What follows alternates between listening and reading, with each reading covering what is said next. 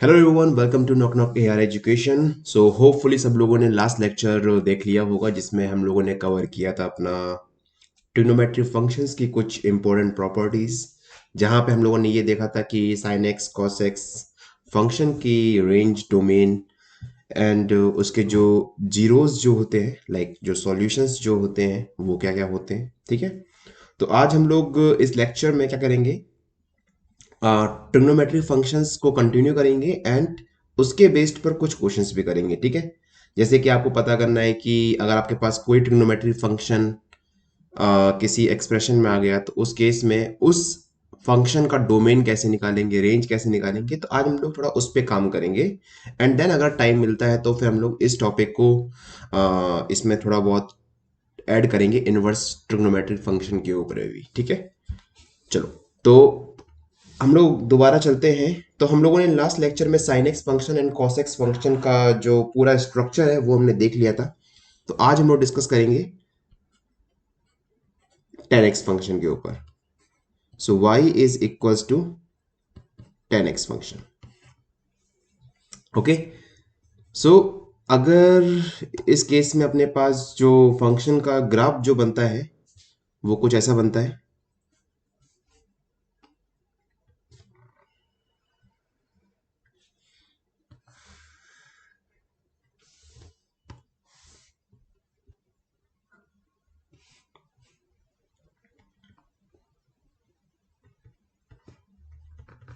This is pi by two. आपको पता है टेन एक्स जो फंक्शन है वो pi by two, minus pi by two, इन सब पर डिफाइंड नहीं होता है। ठीक है, और उनके बीच में अपने पास फंक्शन ये डिफाइंड होता है। तो अपने पास ये आ गया यहाँ पर 3 पाई बाय 2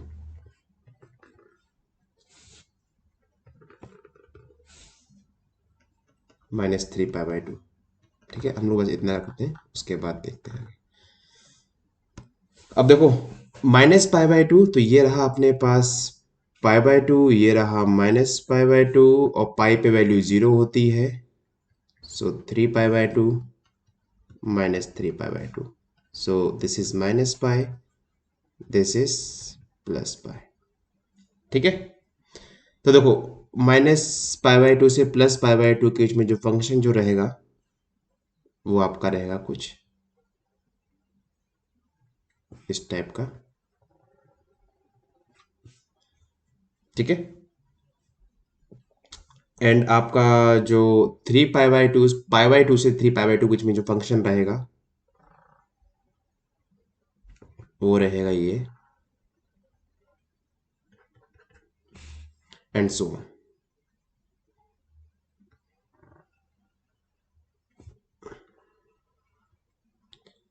तो सबसे पहली बात हमें ये डिस्कस करना है कि ये इस फंक्शन का डोमेन क्या है। अब देखो, हम लोग के पास एक बार अगर ग्राफ आ गया ना, फिर हम लोग ग्राफ से ही देख सकते हैं कि इसका डोमेन क्या है, रेंज क्या है। ठीक है, तो डोमेन में देखो आपको क्लियर दिख रहा है कि जो फंक्शन है पाई बाय 2 पे डिफाइंड नहीं है, -पाई बाय 2 पे डिफाइंड नहीं है, 3 पाई बाय 2 पे डिफाइंड नहीं है, एंड सो ऑन। तो क्या मैं ये बोल सकता हूं कि डोमेन में हम लोग जितने भी ऑड पाई बाय 2 हैं हम लोग उन सबको निकाल दें? बात क्लियर है? तो इसका मतलब क्या है कि हम लोग पूरे रियल सेट में से जितने भी ऑड पाई बाय 2 हैं हम लोग उसको निकाल रहे हैं। तो r-2n+1 pi by 2 where n belongs to set of all integer set. ठीक है, अब देखो रेंज मैंने बताया था आपको सिंपल तरीके से। रेंज में आपको ये चेक करना है कि फंक्शन की मिनिमम वैल्यू क्या है, मैक्सिमम वैल्यू क्या है। अब देखो इस केस में फंक्शन की मिनिमम वैल्यू क्या है अपने पास, टेंड कर रही है -इंफिनिटी पे, मैक्सिमम वैल्यू टेंड कर रही है +इंफिनिटी पर। आपको चेक करना है कि -इंफिनिटी से +इंफिनिटी के बीच में क्या आपको कोई ब्रेक मिल रहा है? यहाँ पे नहीं ब्रेक मिल रहा है। आप देख पा रहे हो -इंफिनिटी से पूरा +इंफिनिटी आपके पास ये पूरा का पूरा फंक्शन यहाँ पे कवर हो रहा है। ठीक है, देख पा रहे हो अगर आप लोग तो ये। ठीक है, तो ये जो फंक्शन है आपके पास वो -इंफिनिटी से +इंफिनिटी में पूरा फैला हुआ है। तो इस केस में अपने पास जो रेंज जो हो जाएगी वो अपने पास क्या हो जाएगी, -इंफिनिटी से +इंफिनिटी। ठीक है, इज दैट क्लियर? बात सही है। अब देखो इसका नेचर कैसा है, क्या ये फंक्शन इवन है या ऑड है?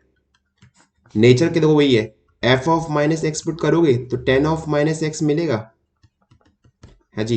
तो ये अपने पास क्या जाएगा, minus ten of x which is minus F of x. तो अपने पास एफ ऑफ माइनस एक्स जो है वो माइनस एफ ऑफ एक्स आ गया। इसका मतलब क्या है, जो टेन एक्स फंक्शन है वो अपने पास कैसा फंक्शन है, एक हमारे पास एक ऑड फंक्शन है, ठीक है।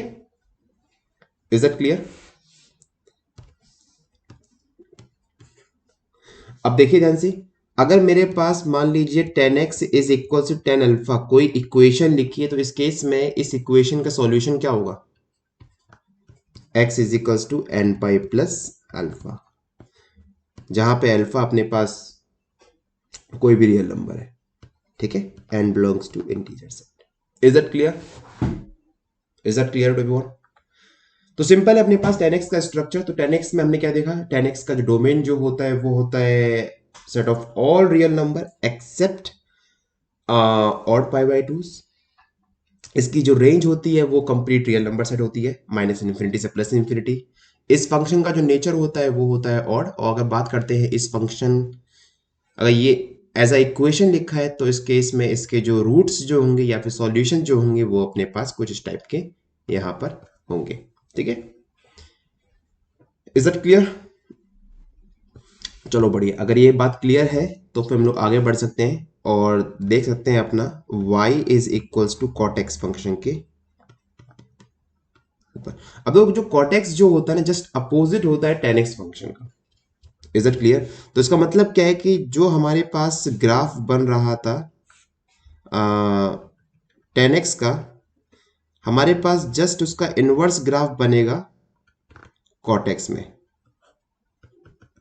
ठीक है। इसका मतलब क्या है कि देखो अपने पास ये रहा पाई, ठीक है, ये रहा पाई, ये रहा माइनस पाई, ये रहा, लेट्स से, चलो ठीक है देखते हैं इसको भी है, ठीक है। सो पाई टू पाई कह लीजिए इसको, माइनस टू पाई, ठीक। होपफुली ये सबको विजिबल होगा, ठीक है। तो जीरो से पाई के बीच में फंक्शन कैसा रहेगा, यहां पर ये रहेगा, ठीक है। पाई से टू पाई के बीच फंक्शन कैसा रहेगा,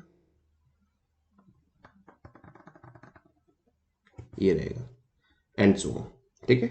इस तरीके से आप आगे,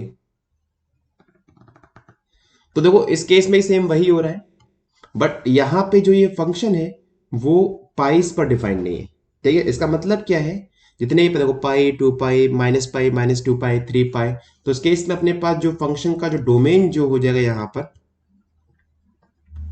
देखो इन सबके ग्राफ, मतलब मैं कहूंगा इतना फ्यूचर में यूज नहीं होगा, बट हम लोगों को कभी कभी जरूरत पड़ती है कि डोमेन रेंज के ऊपर, स्पेशली रेंज और डोमेन। तो अगर आप इसका ग्राफ याद कर सकते हो तो बहुत अच्छी बात है। थोड़ा सा दिमाग में रखो कि हाँ कॉटेक्स फंक्शन कैसे ग्राफ बनता है, टेन का कैसे बनता है, किस तरीके से बनता है, तो आई थिंक हम लोग के लिए बहुत ही चीज़ें ईजी हो जाएंगी इन फ्यूचर में। तो इस केस में इसका जो डोमेन जो होगा वो अपने पास क्या होगा, हम लोग आर में से जितने भी n pis, n belongs to integer, ठीक है, जो पॉइंट से हम रूम में निकाल दे रहे हैं। देखो ये फंक्शन जीरो पे डिफाइन नहीं है, ठीक है, तो इसलिए हम यहाँ पे एन पाइस बोल रहे हैं। Is that clear? अगेन अगर आप नेचर फाइंड करोगे तो नेचर अपने पास क्या आएगा इस फंक्शन का, ऑड, ठीक है, तो आप चेक कर सकते हो। एंड रेंज अपने पास क्या आएगी यहाँ पर, रेंज अपने पास अगेन देखिए आप, माइनस इन्फिनिटी से प्लस इन्फिनिटी, जो पूरा फंक्शन फैला हुआ है ये, सो माइनस इन्फिनिटी से प्लस इन्फिनिटी अपने पास इस फंक्शन की रेंज आ गई। अगर हम बात करें इक्वेशन में, अगर हम लोग कॉटेक्स फंक्शन को रख देते हैं किसी कांस्टेंट नंबर के सामने, तो cot x is equal to cot alpha, तो यहाँ पे इस केस में एक्स की जो वैल्यू होगी वो होगी two n plus one pi by two, where n belongs to set of all integer, ठीक है। Is that clear? चलो अगर ये बातें क्लियर हो गई हैं तो हम लोग ऐसा करते हैं, एक पहले क्वेश्चन करते हैं एंड देखते हैं क्वेश्चन से हम लोग किस तरीके से चीजों को हैंडल करेंगे, ठीक है। ओके चलो एक क्वेश्चन देखते हैं। क्वेश्चन मेरे पास है ये,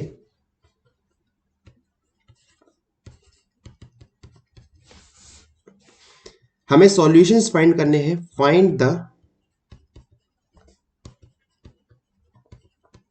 नंबर ऑफ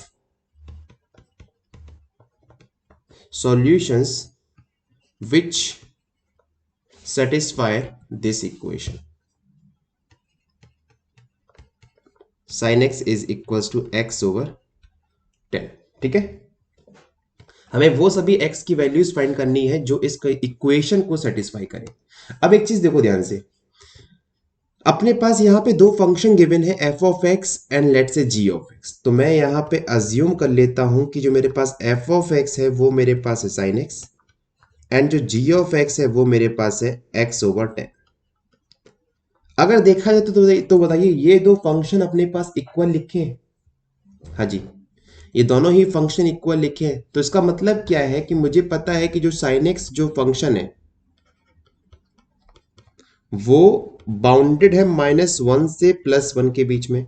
तो बताइए यहां से क्या मैं ये बोल सकता हूं कि जो x ओवर 10 जो फंक्शन होगा वो भी तो मेरे पास बाउंडेड होगा -1 से +1 के बीच में? बताइए क्लियर हुआ कि नहीं हुआ? जो मेरे पास x ओवर 10 फंक्शन है ये भी तो बाउंडेड होगा अगर मैं ये इक्वेशन बोल रहा हूं कि ये इक्वेशन सही है। बात सही है, यहां तक सबको क्लियर होगा? तो इसका मतलब कि हम लोग यहां से ये इंप्लाई कर सकते हैं कि -10 से +10 के बीच में इस फंक्शन का मुझे यहाँ पे डोमेन मिल गया कि मतलब x जो होगा यहाँ पे वो -10 से +10 के बीच में लाई करेगा। Is that clear? तो हम लोग को करना क्या है, हम लोग को डोमेन मिल चुका है कि हमको -10 से +10 के बीच में दोनों फंक्शंस को ड्रॉ करना है। तो देखते हैं क्या मिलेगा अपने पास।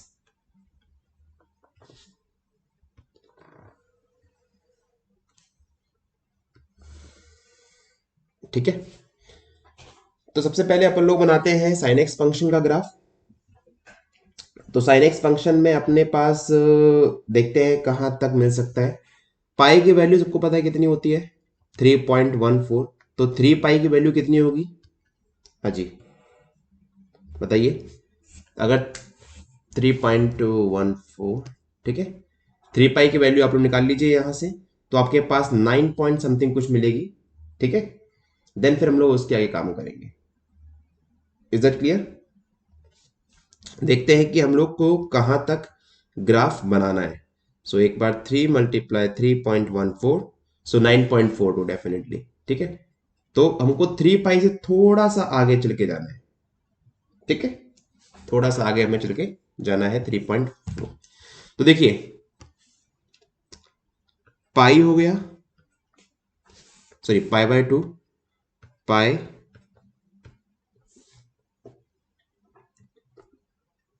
3 पाई/2, पाई प्लस पाई/2, एंड देन 2 पाई, 5 पाई/2, 3 पाई। ठीक है, एंड सो ऑन देख लेंगे उसके बाद। 1 2 3 4 5 6, तो 1 2 3 4 5 6। ठीक, तो अपने पास इस केस में जो ग्राफ बनेगा वो ग्राफ क्या बनेगा?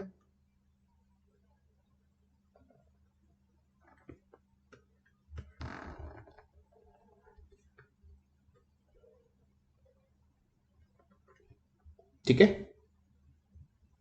ये बात सबको क्लियर हो गई यहां तक? तो अपने पास ग्राफ जो बन रहा है वो इस तरीके से बन रहा है। सेम तरीके से यहां पे भी।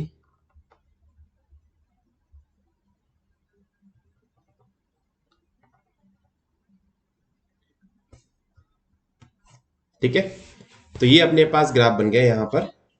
इस केस में कुछ ऐसा दिखेगा -10 से +10 कुछ। तो ये मान लीजिए मेरे पास दे रखा है इधर, तो -3 पाई मेरे पास ये रहा, +3 पाई ये रहा, और -10 यहाँ पे कहीं होगा इस साइड में, और +10 अपने पास यहाँ कहीं होगा। अब देखिए जो x ओवर 10 जो है वो अपने पास क्या एक लाइन ही तो है। हमें इस फंक्शन को ड्रॉ करना है -10 से +10 के बीच में। तो जब आप इसको एग्जैक्ट ड्रॉ करोगे तो आपके पास जो ये फंक्शन है वो कुछ ऐसे दिखेगा। डेफिनेटली ये 0 0 से पास होगा। तो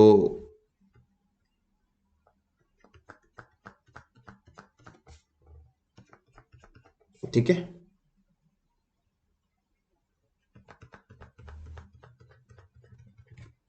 कुछ ऐसा निकलेगा आपके पास। ठीक, तो x/10 ये फंक्शन हो गया और sin x फंक्शन अपने पास हो गया ये वाला। अब हमें ये देखना है कि ये दो फंक्शन कहां कहां पे किस किस पॉइंट पे इक्वल आ रहे हैं। एक इंटरसेक्शन पॉइंट मिल गया हमें यहां पर, दूसरा इंटरसेक्शन पॉइंट, तीसरा इंटरसेक्शन पॉइंट, चौथा इंटरसेक्शन पॉइंट, पांचवा, छठा, सातवां। क्लियर है? तो इसका मतलब क्या है कि अपने पास इस केस में कितने सॉल्यूशंस आए, क्योंकि मैं यहाँ पे सॉल्यूशंस फाइंड करने थे कि कितने सॉल्यूशंस होंगे। तो वो सॉल्यूशन कितने हैं, एक सॉल्यूशन, दो, तीन, चार, पाँच, छ, सात। So we have total number of solution is 7. So it means there are 7 solution which satisfy this equation. ठीक है? तो इस टाइप के क्वेश्चंस को करना या फिर टैकल करना इजी तब होगा जब आपको पता होगा कि हाँ यार ये फंक्शन का ग्राफ इस तरीके से बनेगा, इस फंक्शन का ग्राफ इस तरीके से बनेगा। ठीक है? हालांकि अभी हम लोग आगे जब थोड़ा सा और जाएंगे ना आगे ये प्ले विद ग्राफ में, तो हम लोग और सही से देखेंगे कि कैसे हम लोग ग्राफ्स को बना सकते हैं। ठीक है? तो अभी फिलहाल के लिए ये सबको समझ में आया। एक और क्वेश्चन करते हैं, या फिर ऐसा कहिए इस क्वेश्चन को आपके लिए छोड़ता हूं। sin x is equal to x square plus x plus 1। आपको बताना है कि इस केस में कितने इसके पास सॉल्यूशंस होंगे। Find the number of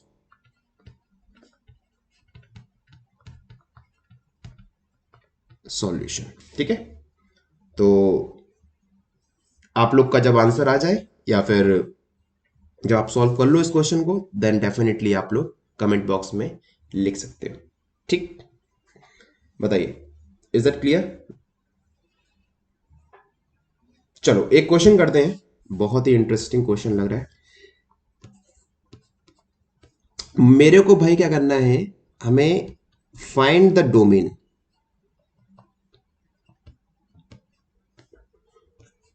for f of x is equals to square root of cos of sin x। तो भाई मुझे इस फंक्शन का है ना, मुझे डोमेन निकालना है कि कब ये फंक्शन डिफाइंड होगा, बस मुझे इसके ऊपर कमेंट करना है। और मैंने अगर आपको पता हो तो बता रखा था कि स्क्वायर रूट कभी भी आ जाए ना, तो हमारे पास एक कंडीशन वहां पे मस्ट होती है। वो क्या है कि स्क्वायर रूट के अंदर जो भी क्वांटिटी लिखी है ना, वो अपने पास या तो पॉजिटिव हो या वो जीरो हो जाए, तभी वो स्क्वायर रूट फंक्शन डिफाइंड होगा।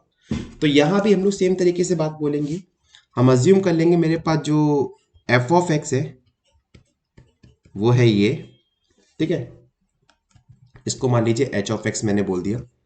सो ये जो फंक्शन हुआ कब डिफाइंड होगा, जब h of x greater than और equal to zero, where h of x is cos of sine x. बात सही है यहां तक?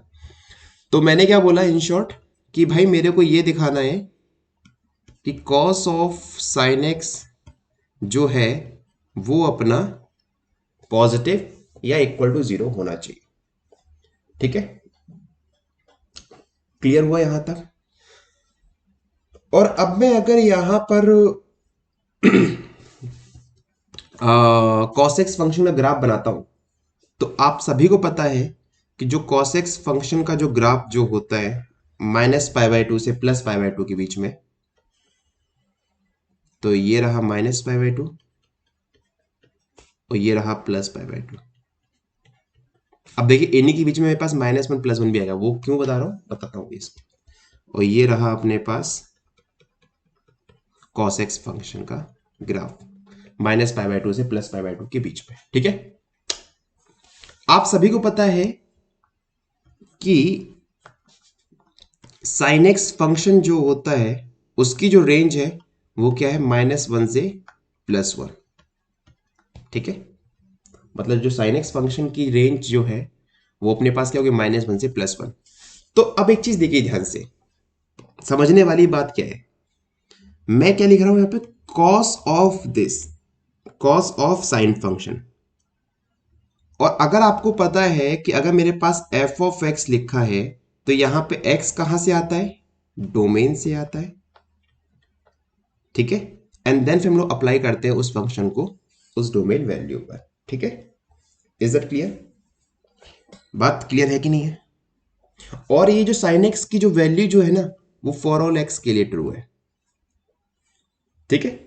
मतलब अगर आप कोई भी एक्स की वैल्यू चूज करो यहां पर, कोई भी एक्स की वैल्यू पुट करो यहां पर, आपको हमेशा वैल्यू कितने मिलेगी, -1 से +1 के बीच में ही मिलेगी। आप देखो मैंने ये ग्राफ क्यों बनाया है यहां पर। जो -1 होता है, मान लीजिए ये हो गया -1 और ये आ गया आपका +1।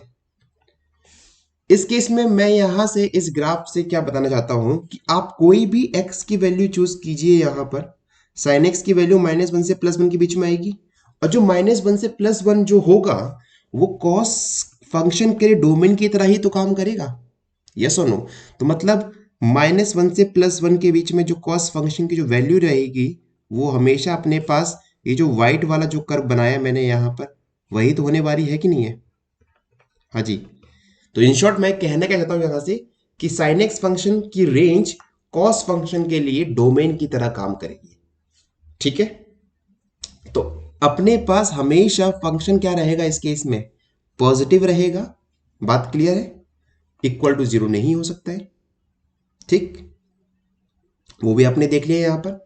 तो ये जो फंक्शन है वो हमेशा पॉजिटिव रहेगा जब अपने पास कोई भी एक्स की वैल्यू आ जाए। तो इन शॉर्ट हमें यहां पर डोमेन निकालना था, तो डोमेन इस फंक्शन के लिए क्या हो जाएगा भाई, कंप्लीट आर। बताइए क्लियर हुआ कि नहीं हुआ? देखो इस टाइप के क्वेश्चंस को आप समझ सकते हो चीजों को, क्योंकि आपने थ्योरी पढ़ ली है, आपको पता है कॉस कैसे बिहेव करता है, साइन कैसे बिहेव करता है, साइन एक्स की रेंज क्या होती है, कॉस एक्स की रेंज क्या होती है, कॉस का डोमेन क्या होता है, साइन का डोमेन क्या होता है, ठीक है। अब आप लोग इस टाइप के क्वेश्चन को टैकल कर सकते हो, ठीक। अगर ये वाली बात क्लियर हो गई है तो फिर आपके लिए एक और क्वेश्चन है। तो question number 2, so question number 1 आपके पास ये आ गया, क्वेश्चन नंबर 2 ये है कि आपको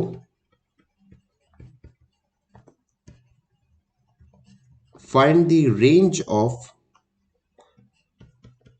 f of x is equals to sin square x minus sin x +1, ठीक है। आपको इस फंक्शन की रेंज निकालनी है, ठीक है। Is that clear?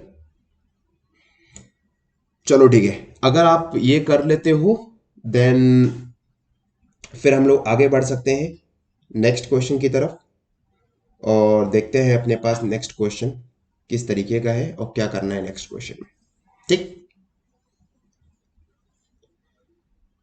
चलिए तो देखिए अपने पास next question, question number let's say 3। तो अगर आप देख पा रहे हो तो हम लोग हर एक लेक्चर में फोकस कर रहे हैं ज्यादातर क्वेश्चंस के ऊपर, जिससे आपको कॉन्सेप्ट्स को हम लोग क्वेश्चन के थ्रू समझा सके, ठीक है। तो हमारा मोटिव वही है कि हम maximum to maximum question solve करें क्लास में बैठ के, जिससे आपको समझ पाओ, आप समझ पाओ क्वेश्चन को किस तरीके से देखना है, कैसे समझना है और कैसे उस पर कॉन्सेप्ट को अप्लाई करना है। तो इसी तरीके से हमारे पास जो थर्ड क्वेश्चन है आज का वो है ये, हमें इस फंक्शन की रेंज निकालनी है, और जो फंक्शन अपने पास है वो है ये 1/2 cos x - 1, ठीक है। ये अपने पास फंक्शन गिवन है, हमें इस फंक्शन की रेंज निकालनी है। अब देखो ऑब्वियसली हमें यहाँ पे डोमेन से मतलब नहीं, क्योंकि अगर रेंज पूछा गया है क्वेश्चन में तो मतलब अपने पास किसी पर्टिकुलर डोमेन के लिए फंक्शन यहाँ पे डिफाइंड किया गया है, ठीक है, तभी इसको ये फंक्शन बोल रहे हैं, ठीक है। अगर आपको डोमेन निकालना है तो आपको ये क्लियर होना चाहिए कि भाई मेरे पास जो ये जो क्वांटिटी दे रखी है नीचे वाली, वो अपने पास नॉन जीरो नंबर होना चाहिए, नॉन जीरो रियल नंबर होना चाहिए। तो आपको वो सभी एक्स निकालने हैं जहां पे 2 cos x - 1 is not equal to 0। तो आई थिंक वो आप लोग निकाल सकते हो, ठीक है। तो अभी हम लोग बात करते हैं इसकी रेंज के ऊपर, ठीक है। तो कभी अगर आपके पास इस टाइप के क्वेश्चन आते हैं ना, जहां पर cos x हो, sin x हो या फिर tan x हो, तो कोशिश करो पहले उस पर्टिकुलर ट्रिग्नोमेट्रिक फंक्शन को रेंज लिख लो आप। तो cos x की आपको रेंज पता है -1 से +1 के बीच में, अब मेरा मोटिव क्या है, यहां से मैं कोशिश करूंगा कि मैं यहां पर इनइक्वालिटी के थ्रू ही, कि मुझे रेंज निकालनी है कि मिनिमम बाउंड क्या रहेगा, मैक्सिमम बाउंड क्या रहेगा, तो मैं पूरे फंक्शन को इनइक्वालिटी के टर्म में लिखने की कोशिश करूंगा यहां से। तो भाई देखो मेरे पास 2 cos x है, तो भाई मैंने यहां पे 2 से मल्टीप्लाई करा दिया, सो -2 cos x is less than और इक्वल टू 2। अब क्योंकि यहाँ पे -1 है, तो भाई मैंने -1 मैंने ऐड कर दिया बोथ साइड, तो ये हो जाएगा -3 लेस देन और equal to 2 cos x -1 less than और इक्वल टू 1। ठीक है, अब क्योंकि मुझे इसको रिवर्स करना है, मतलब तो अब ऑब्वियसली देखो इस केस में क्या होगा यहाँ पर, हाँ जी बताइए।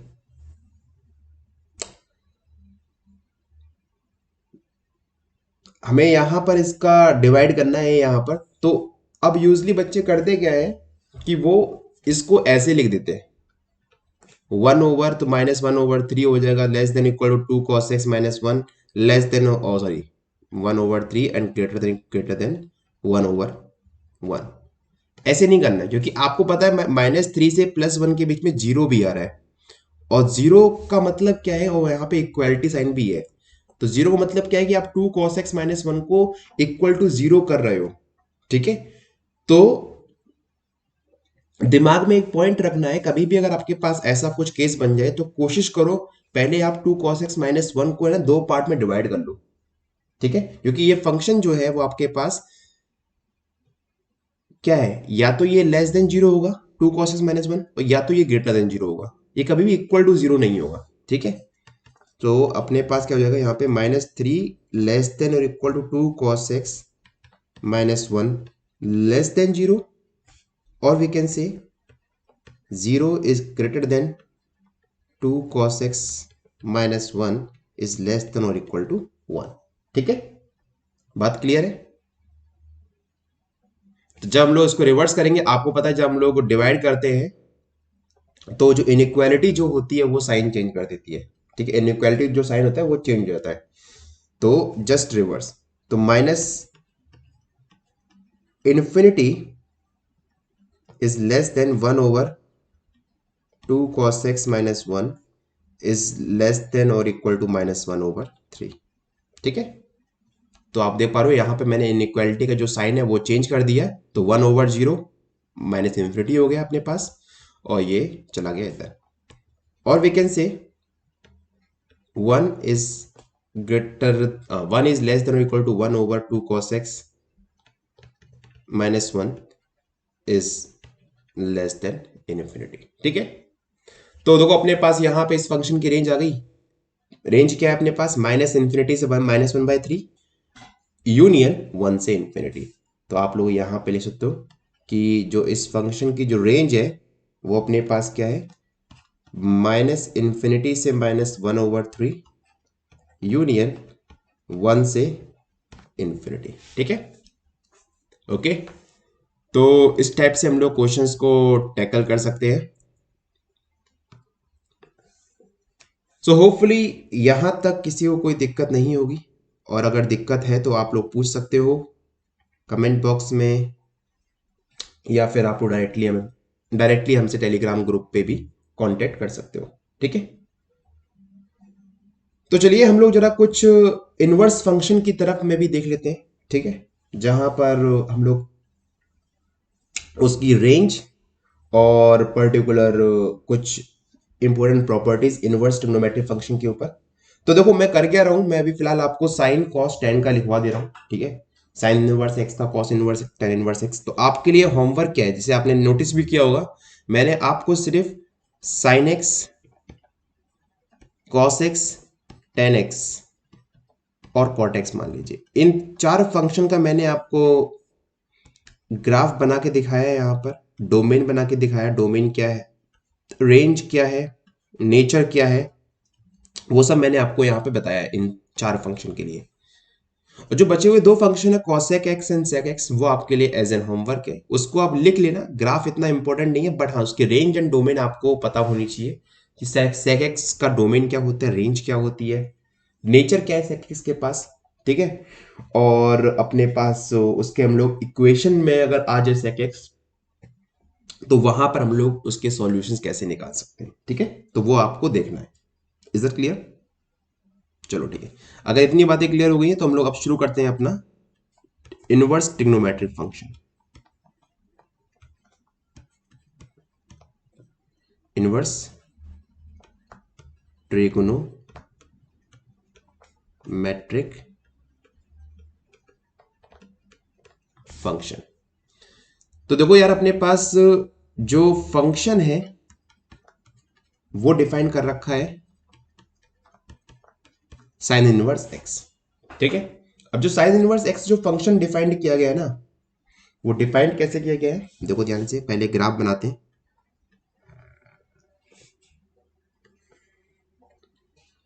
ये रहा -1, ये रहा +1, ठीक है। और जो साइन इनवर्स एक्स जो फंक्शन है डिफाइन किया गया है, वो डिफाइन किया गया है इस तरीके से, ठीक है। तो ये रहा +π/2, ये रहा -π/2।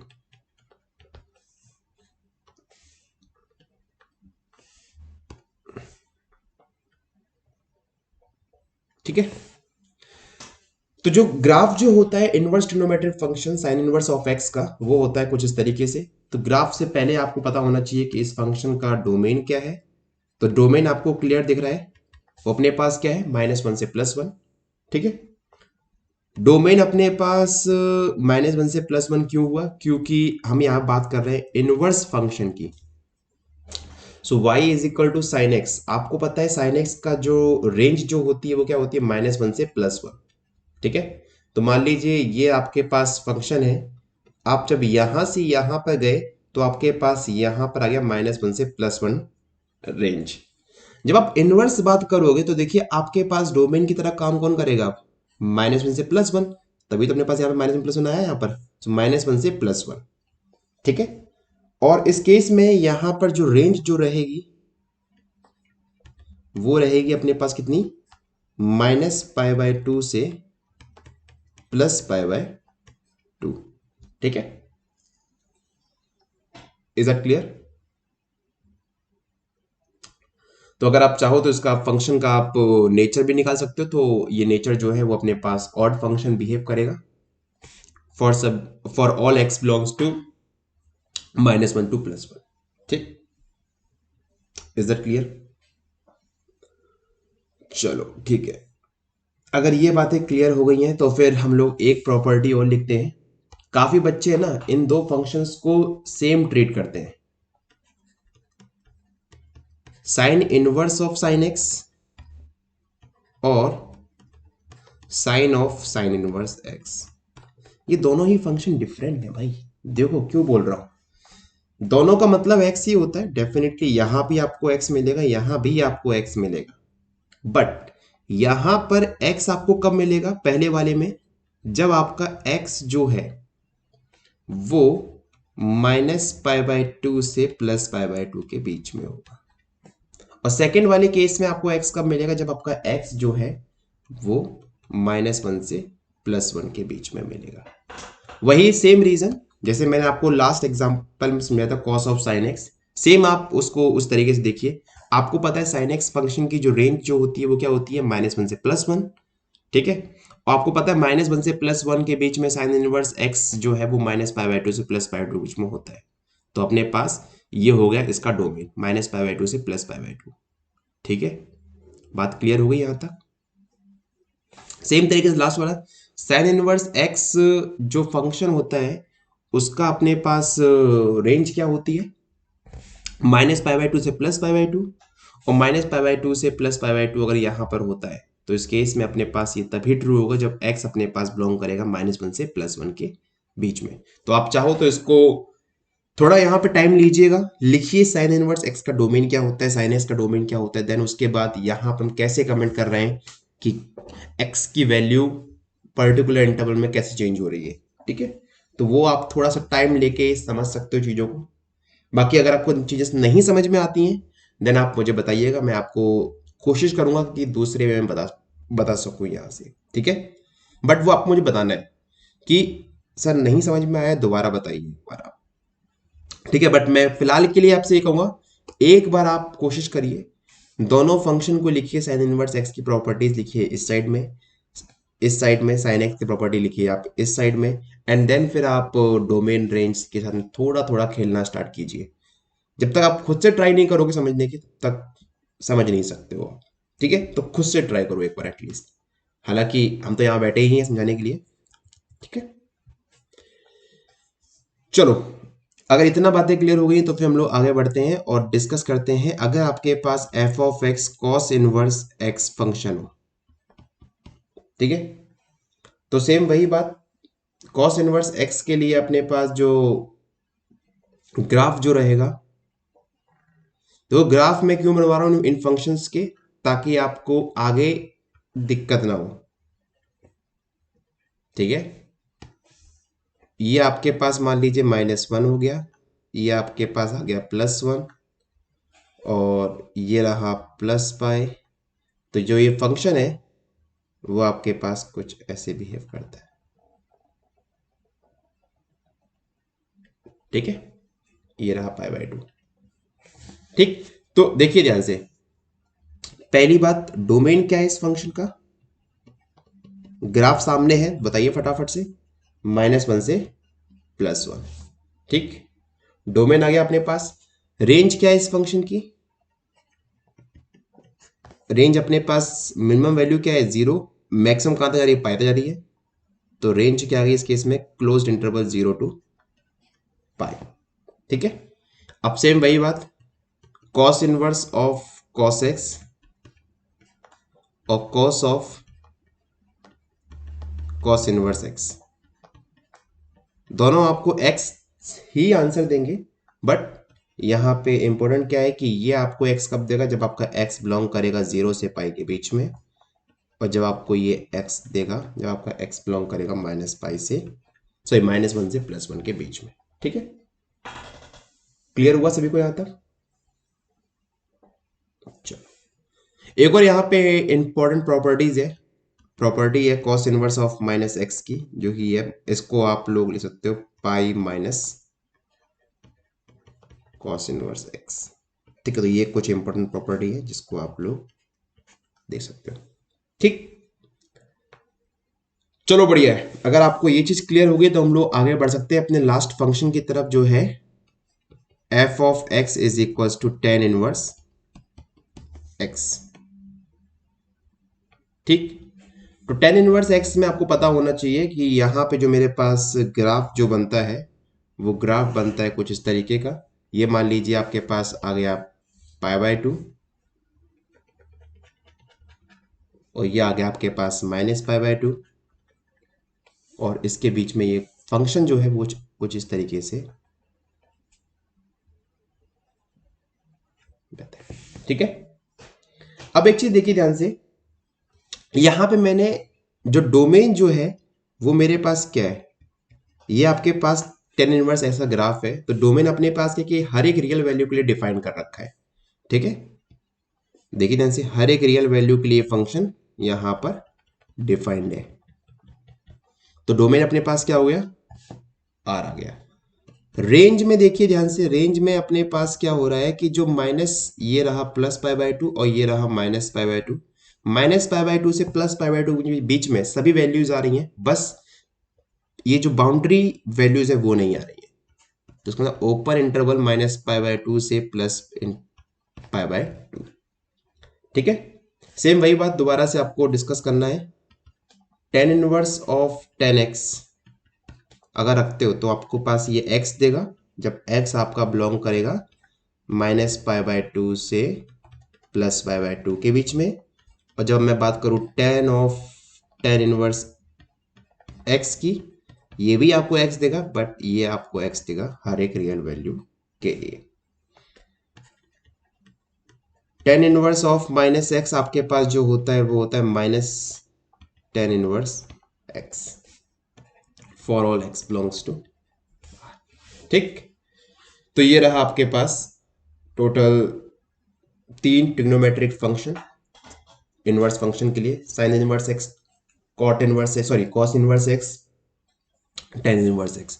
तो आपके लिए एज एन होमवर्क जो है, आप चाहो तो इंटरनेट का भी यूज कर सकते हो, कोई दिक्कत नहीं, गूगल का यूज कर सकते हो। आपको अपनी कॉपी पर सेक इनवर्स एक्स,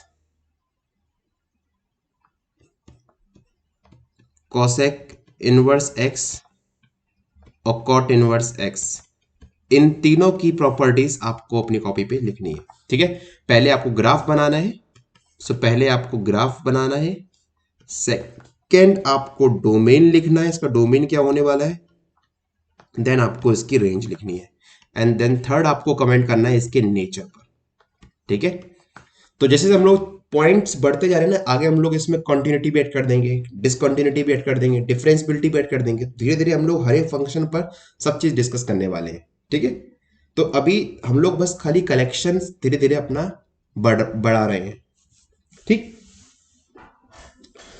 चलो ठीक है, अगर आपको यहां तक कोई दिक्कत नहीं है तो फिर हम लोग इसके बेस्ड पर कुछ क्वेश्चंस करते हैं एंड देखते हैं क्वेश्चन को किस तरीके से करेंगे, स्पेशली साइन इनवर्स फंक्शन के लिए। ठीक, चलो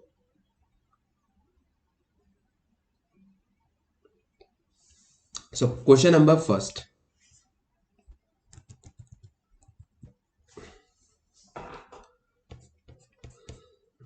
आई थिंक ये फोर्थ क्वेश्चन है, राइट। तो अपने को डोमेन फाइंड करना है।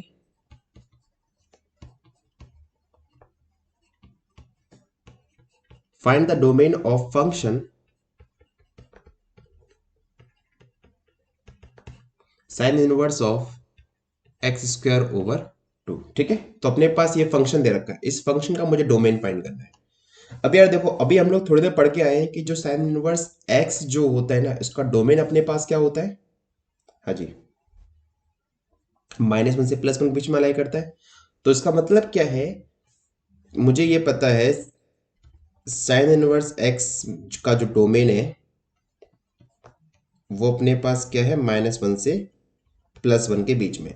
तो बोलिए है क्या मैं इस स्टेटमेंट से ये कमेंट कर सकता हूँ कि जो sign inverse x square by 2 जो होगा वो ये इंप्लाई कर देगा कि -1 से +1 के बीच में ही ये बिलोंग करेगा, एक्स स्क्वायर बाय 2। और वी कैन से -2 एक्स स्क्वायर 2, राइट। अब आपको पता है कि एक्स स्क्वायर कभी भी नेगेटिव नहीं हो सकता है, या तो ये जीरो हो गया तो ये पॉजिटिव हो जाएगा। तो मैं यहां से ये इंप्लाई कर सकता हूं कि एक्स स्क्वायर की वैल्यू जो होगी वो जीरो से ही बड़ी होगी। ठीक है, जीरो या जीरो से बड़ी होगी। सो इन शॉर्ट मैं कमेंट क्या कर रहा हूं यहां पर कि x square definitely is greater than zero but it less than 2। तो मतलब क्या है अपने पास, अगर मैं स्क्वायर ऑपरेटर अप्लाई करूंगा बोथ साइड, और ये कह सकते हो कि अगर मैं स्क्वायर रूट लेता हूं बोथ साइड, तो अपने पास क्या हो जाएगा, ये हो जाएगा -2 -√2 से +√2। ठीक है, क्योंकि अपने पास जब हम लोग यहां अप्लाई करेंगे एक्स स्क्वायर लेस देन 2, तो ये अपने पास क्या दे देगा, ये तो देगा अपने पास। बोलिए, बात है कि नहीं, क्लियर। तो -√2 से +√2, क्योंकि अपने पास जीरो से यहां पे हम लोग बड़ा बोल रहे थे, बट ये यहाँ पे फंक्शन एक्स स्क्वायर है और यहाँ हम लोग बात कर रहे हैं एक्स के ऊपर। तो एक्स जो है वो बिलोंग करेगा -√2 से +√2 के बीच में। अब देखिए ध्यान से, मुझे यहाँ पे डोमेन ही तो निकालना, तो डोमेन मतलब कि मुझे एक्स की वो वैल्यूज निकालनी जहां पे ये फंक्शन डिफाइंड हो। तो देखिए ध्यान से, इन सभी एक्स की वैल्यू के लिए फंक्शन डिफाइंड होगा इन शॉर्ट। तो अपने पास इस फंक्शन का जो डोमेन जो होगा, domain of function is -√2 to +√2। Is it clear, बताइए। अगर ये बातें क्लियर हो गई हैं तो फिर आगे बढ़ा जाए। एक और क्वेश्चन करते हैं इसी के बेस पर। ठीक है, so question number I think 5th या 6th। सो अपने पास फंक्शन दे रखा है साइन इनवर्स 1 + x स्क्वायर, इसी का दूसरा अप्रोच कह लो आप ये चीज, ठीक है। Sine inverse 1 + x² is less upon 2x, हमें यहां पे इसका डोमेन फाइंड करना है, फाइंड द डोमेन। अब देखिए ध्यान से, मुझे पता है कि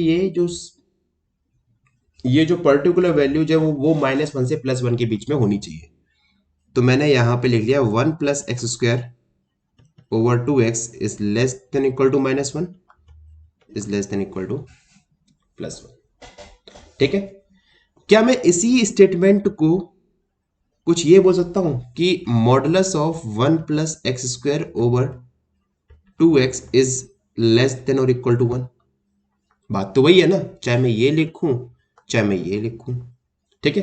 तो अब मैं क्या कर रहा हूं, यहां पर इसका कर ले रहा हूं मॉडुलस से मतलब क्रॉस मल्टीप्लाई कर रहा हूं। यहां पर modulus of 1 + x² is less than और equal to modulus of 2x। अब काफी बच्चे सोचेंगे सर आपने बोला था कि ऐसे हम लोग क्रॉस मल्टीप्लाई नहीं कर सकते।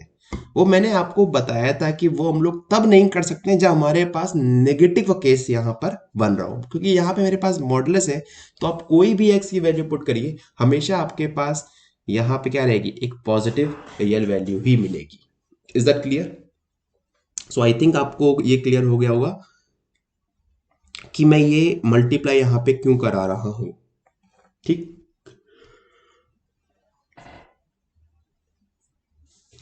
अब देखिए ध्यान से, जो आपके पास लेफ्ट हैंड साइड में जो फंक्शन दे रखा है वो हमेशा पॉजिटिव होगा नहीं होगा, तो यहां पे मॉडुलस लगाने का कुछ यूज बनता है? नहीं बनता है। क्यों? 1 हमेशा पॉजिटिव है और x में आप कोई वैल्यू पुट करिए वो हमेशा आपके पास पॉजिटिव ही रहे। तो इन शॉर्ट क्या मैं इसको ये लिख सकता हूं, implies 1 + x² is less than equal to modulus of 2x. This is true for every x. थोड़ा सा मैं इसको सॉल्व करता हूं तो ये हो जाएगा 1 माइनस और x² - 2 mod x + 1 is less than और इक्वल टू 0। ठीक है, क्योंकि 2 अपने पास स्केलर क्वांटिटी है वो बाहर आ सकती है। सो x² - 2 mod x + 1 is less than और इक्वल टू 0। ठीक। चाहे आप x² लिखो चाहे आप mod x² लिखो, बात एक ही है, या फिर ये लिख दो, ठीक है, एक ही बात है। तो क्या मैं इसको ये लिखता हूँ mod of x² - 2 mod x + 1। किसी को कुछ दिख रहा है यहाँ पे क्या बन रहा है, ये a - b का होल स्क्वायर, तो हम लोग यहाँ पे लिख सकते हैं mod of x² - 1 not square, mod of x - 1 का whole square is less than equal to 0। अब एक चीज बताइए जरा, स्क्वायर क्वांटिटी भाई मेरे पास है लेफ्ट साइड में और मैं ये बोल रहा हूँ कि लेस देन 0, कभी ये ट्रू होगा? नहीं। तो इसका मतलब क्या है कि इसमें सिर्फ अपने पास एक ही केस है जो इक्वल वाला केस है। तो इस केस हम लोग बोल सकते हैं कि जो mod of x - 1 जो होगा वो हैज टू बी 0। तो इसका मतलब क्या है कि जो mod x की जो वैल्यू है वो 1 होगी। तो इसका मतलब क्या है कि यहाँ पे either x इज 1 और -1। तो जो अपने पास ये जो गिवन फंक्शन है for f of x, the domain is 1 and -1। बोलिए, क्लियर हुआ यहां तक सभी को? अगर क्लियर हो गया है तो बहुत अच्छी बात, और नहीं हुआ है तो फिर एक बार हम लोग रिवाइज कर लेते हैं। तो मैंने यहाँ पे करा क्या है, मेरे पास फंक्शन गिवन है sign inverse of 1 + x² over 2x। मुझे यहाँ पे इस फंक्शन का डोमेन निकालना था और मुझे पता है कि जो साइन इनवर्स x का जो डोमेन जो होता है वो बिलोंग करता है -1 से +1 के बीच में। तो मैंने इसको इस तरीके से अरेंज किया एंड देन इसी क्वांटिटी को हम लोग यहाँ पर इस तरीके से ले सकते हैं मॉडुलस फंक्शन के उसमें, एंड देन फिर मैंने इसको इनइक्वालिटी को इस तरीके में ब्रेक किया। अब मुझे पता है कि जो लेफ्ट हैंड साइड में जो क्वांटिटी है वो अपने पास हमेशा पॉजिटिव रहेगी, तो मैंने यहाँ से मॉडुलस n को हटा दिया, तो ये हो गया 1 + x² is less than equal to modulus of 2x। Then उसके बाद मैं मॉडुलस ऑफ 2x को उठा के लेफ्ट हैंड साइड लेके आया, देन मेरे पास बन गया यहाँ पर a - b का होल स्क्वायर। अब क्योंकि मेरे पास modulus of x - 1 of whole square is less than equal to 0 दे रखा है, मुझे पता है ये कभी भी नेगेटिव नहीं होगा किसी भी x के लिए, so in short it has to be 0, so mod of x minus 1 is equals to 0. And then we can conclude from the last statement like mod of x is equals to 1. And this statement is true if and only if we have x is equal to 1 or minus 1. So it means for the given function we have a domain is 1 and minus 1. I hope it is clear to all of you. Okay? चलो अगर ये बातें clear हो गई हैं तो फिर आपके लिए मैं कुछ क्वेश्चंस छोड़ता हूं as a homework. So next question आपके लिए है कि आपको रेंज फाइंड करनी है 2x over 1 plus x square की. ठीक है, आपको इसकी रेंज फाइंड करनी है. Find the range.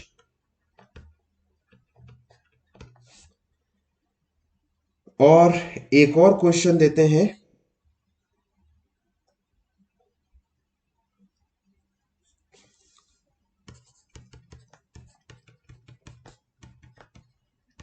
Sign inverse x over x.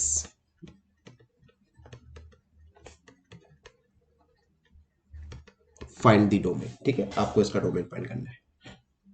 तो आपके पास टोटल आज मैंने आपको 4 क्वेश्चन दिए हैं एज अ होमवर्क, तो वो आपको करने हैं. बाकी नेक्स्ट क्लास में हम लोग क्या करने वाले हैं और किस तरीके से करेंगे वो हम लोग कुछ डिस्कस करते हैं. तो नेक्स्ट क्लास में हम लोग डिस्कस करने वाले हैं एक्सपोनेंशियल फंक्शन हो गया, आपका लॉगरिथमिक फंक्शन हो गया, एंड लॉगरिथमिक फंक्शन के बेस्ड पर कुछ प्रॉपर्टीज हम लोग डिस्कस करेंगे. एंड देन फिर हम लोग उसके बेस्ड पर कुछ क्वेश्चंस भी डिस्कस करने वाले हैं. ठीक है, एंड देन उसके बाद हम लोग डिस्कस करेंगे अपना ग्रेटेस्ट इंटीजर फंक्शन जिसको हम लोग फ्लोर वैल्यू फंक्शन भी बोलते हैं, and then least integer function that is called ceiling integer function. ठीक है, सीलिंग वैल्यू फंक्शन. तो हम लोग इन सभी को क्वेश्चन को आराम से देखेंगे. तो आई थिंक आज के सेशन के लिए आई थिंक इतना ही रखते हैं और मिलते हैं नेक्स्ट सेशन में. Till then take care, bye bye and thank you so much. और अगर आपको टेलीग्राम ग्रुप ज्वाइन करना है हमारा, जहां पर आपको इन सभी क्वेश्चंस के सॉल्यूशंस को पोस्ट करना है, do not forget to post your solution, because हम कैसे जान पाएंगे कि आप लोग क्वेश्चंस कर रहे हो, किस तरीके से सॉल्व कर रहे हो. तो अगर मैं रिप्लाई नहीं कर रहा हूँ वो बात ठीक है, बट सब जगह मेरी नज़र है कि ग्रुप में क्या चल रहा है. अगर आप प्रीमियर देख रहे हो क्लास का तो मुझे पता है प्रीमियर में कौन कौन बच्चा वहां बैठा है, कौन कौन बच्चा रेगुलर आ रहा है, मुझे सब पता है. ठीक है, तो आप लोग वहां पर सॉल्यूशंस अपने सेंड कीजिए. अगर सॉल्यूशन में कुछ भी दिक्कत होगी तो हम लोग वहीं पे सब कुछ बैठ के डिस्कस भी करेंगे. ठीक है, बट आप लोग सॉल्यूशन नहीं सेंड करोगे तो फिर कैसे पता चलेगा. ठीक है, वो आपके ऊपर है कि आप सीरियस कैंडिडेट हो कि नहीं हो IIT जैम के लिए. अगर आप सीरियस हो गए देन डेफिनेटली आप सभी लेक्चर्स को एक सिस्टमेटिक वे में फॉलो कर रहे होगे, एंड जितने भी आपको होमवर्क क्वेश्चंस मिल रहे हैं आपको, आप उन्हीं सब क्वेश्चंस को अच्छे से सॉल्व कर रहे हो. और जैसे मैंने बोला है कि function of one real variable की प्रैक्टिस के लिए आप IIT JEE की, IIT JEE की कोई भी प्रैक्टिस बुक ले सकते हो. ठीक है, वहां पर आपको सफिशिएंट अमाउंट में क्वेश्चंस मिल जाएंगे. ठीक है, जहां पर आपको रेंज, डोमेन, लिमिट, कॉन्टिन्यूटी सब मिल जाएगा आपको. ठीक है, अगर आपको डिफरेंट डिफरेंट फंक्शंस पर ट्राई करना है. ठीक है, चलो फिर ठीक है, मिलते हैं फिर हम लोग नेक्स्ट सेशन में. Till then take care, bye bye and see you in the next session. Thank you so much.